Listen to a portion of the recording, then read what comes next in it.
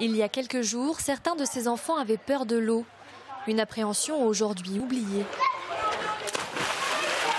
La petite Emmeline, en début de semaine, descendait même pas dans l'eau, elle pleurait. Voilà, aujourd'hui, on a pu voir qu'elle prenait plaisir à aller dans l'eau, elle sautait, elle était heureuse, elle souriait. Donc c'est un peu le but de la démarche dans un premier temps. Depuis le début des vacances, ils sont 7 à venir à la piscine des Chirons tous les jours. Pendant 3 quarts d'heure, sous l'œil de Jean-Pierre, ils apprennent à souffler dans l'eau, à battre des pieds. Un apprentissage qui se déroule sous forme de jeu. J'ai aimé glisser sur un toboggan. L'objectif est de permettre à ces enfants d'être à l'aise dans l'eau à l'issue des 10 séances.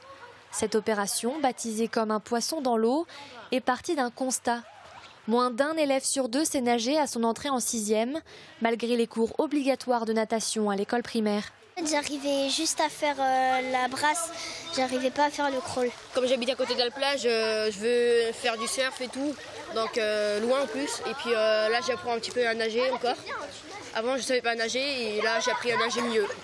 Le Secours populaire a donc décidé, en collaboration avec la société Récréa, qui gère une 50aine de piscines en France, de proposer ces stages de natation pendant les vacances.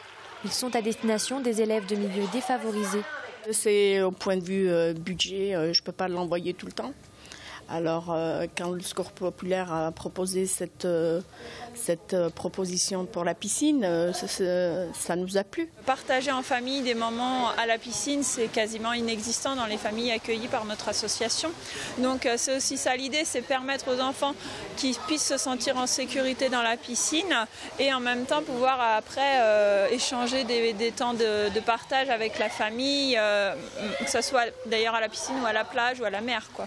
Les cours de natation, un moyen donc de gommer les différences sociales, d'armer aussi tous les enfants contre les risques de noyade.